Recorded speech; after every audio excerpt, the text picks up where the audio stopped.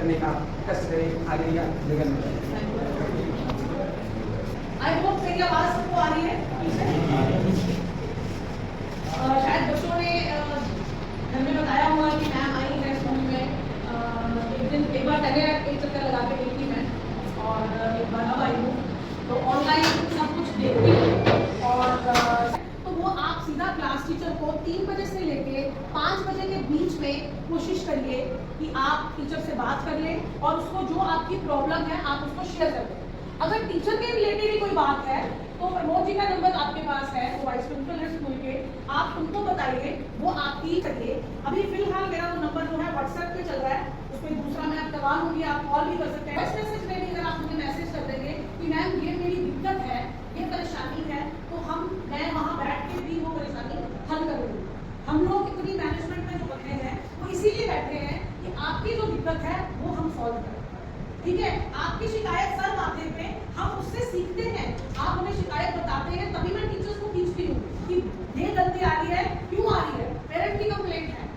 तो हमें भी आपसे सीखने को मिलता है कि आप हमें बताते हैं कई चीजें। ठीक है, तो एक चीज हो गई। दूसरी बात है कि आपका फोकस जो मैं सुन रही हूँ कि एक थोड़ा डिस्कशन रहता है कि बाहरी टीचर्स, वो जो माइंड में आपके वो चीज है उसको थोड़ा बाहर निकालिए। देखिए, जो हमारे ये वाइस प्रिंसिपल है, एमएड है, पोस्ट ग्रेजुएशन है, पीजी बीएड है, एमएड है, ऐसा नहीं है कि लोकल टीचर अच्छा नहीं है, उसको हमने ट्रेन करना है, हम कर रहे हैं उस पे। आप आगे डे बाय डे देखेंगे, आपको एक बार इस पीडीएफ में आपको टीचर की डिफरेंस नजर आएगा, अगली बार आपको और इम्प्रूवमेंट नजर आएगी उसमें, क्योंकि उसकी भी तो ट्रेनिंग चल रही है साथ साथ। बच्चों को 12:30 छुट्टी हो जाती है, टीचर्स को 2-2:30 बजे तक मैं ऑनलाइन ट्रेनिंग देती हूँ। ऑलमोस्ट हफ्ते में 2 से 3 दिन गूगल मीट के थ्रू हम लोग बातचीत करते हैं, फोकस करते हैं कि आपको बच्चों को कैसे टैकल करना है, कैसे पढ़ाना है, कौन सा मेथड यूज करना है। और जो न्यू मेथड है एनईपी, जो हमारा सीबीएसई पैटर्न का जो नया मेथड है, उसके मुताबिक एक्टिविटी बेस्ड लर्निंग है। मतलब एक्टिविटी के थ्रू हमने बच्चे को पढ़ाना है।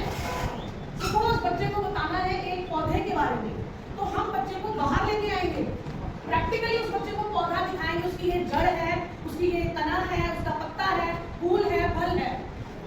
तो ये एक्टिविटी के बेस्ड कि बच्चा एक्टिविटी कैसे करेगा उसके बाद वो एक्टिविटी बेस्ड होता है। हम सिंपल अगर पढ़ाएंगे वो बच्चा कल भूल जाएगा, 4 दिन के बाद, 10 दिन के बाद वो भूल जाएगा।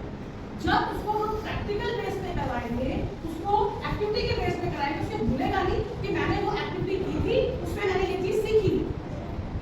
और ये तरह बच्चे ये चीज अपने दिमाग से निकाल लीजिए, वो भी एक एक्टिविटी का ही पार्ट है। अगर कोई बच्चा स्किप करता है, डांस करता है, कोई बुरी चीज नहीं है। ये प्लीज थोड़ा सा अपने आप को अपग्रेड करने की हमें जरूरत है, सोच बदलने की जरूरत है। बहुत बड़े बड़े गायक हैं, ठीक है, क्या वो ऐसे ही है, वो इतनी पढ़ाई की होती है, एमए उसमें, पोस्ट ग्रेजुएशन, पीजी सब उसमें की होती है म्यूजिक में, तो वो इजी चीज नहीं है। बच्चे का टैलेंट देखना है। सपोज हमारा एक बच्चा जो है वो बहुत अच्छा स्पोर्ट्स में है, तो क्यों नहीं हम उसको स्पोर्ट्स की कोचिंग देके हम उसको नीरज चोपड़ा और सानिया मिर्जा की तरह बना सकते हैं। गाँव के ही बच्चे जाते हैं, ऐसा कुछ नहीं है, और गाँव के बच्चे बहुत स्ट्रॉन्ग होते हैं। हम लोगों मेरे को तो पंखे में एसी में भी गर्मी लगती है, तो आप लोग को बिना पंखे के काम करते हैं, बच्चे हमारे स्ट्रॉन्ग हैं। तो बच्चों का टैलेंट पकड़ना बहुत जरूरी है। किसी की ड्राइंग बहुत अच्छी होती है बच्चे, किसी का सिंगिंग बहुत अच्छा होता है, गाना बहुत अच्छा होता है, किसी का डांस बहुत अच्छा होता है, बहुत फिट है कोरियोग्राफर, अपने हाई फाई सेट बिल्कुल निकाल लीजिए। ठीक है, हाँ। फिर आता है बच्चों का होमवर्क।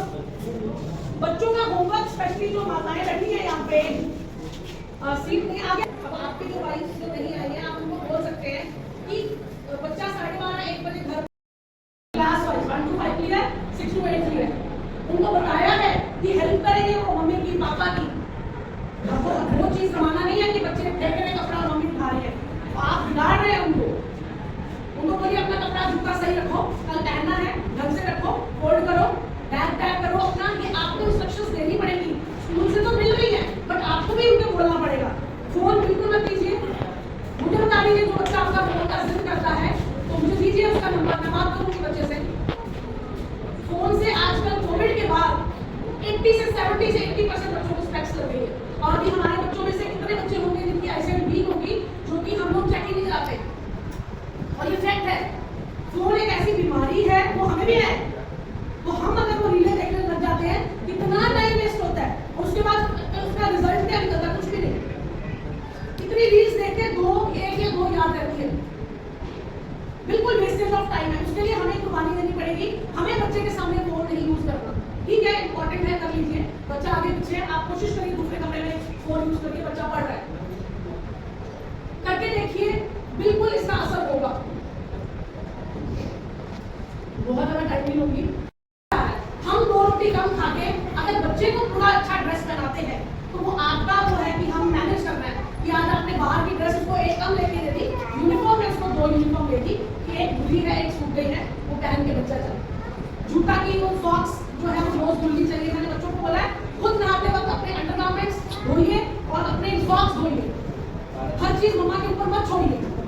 खुद से उनको सिखाना सीखिए कि अपना बेड बनाओ, चद्दर ठीक करो, जिस चद्दर से ऊपर लिया उसको फोल्ड करो, एक बार सिखाओ 2 बार सिखाओ, तो करेंगे बच्चे।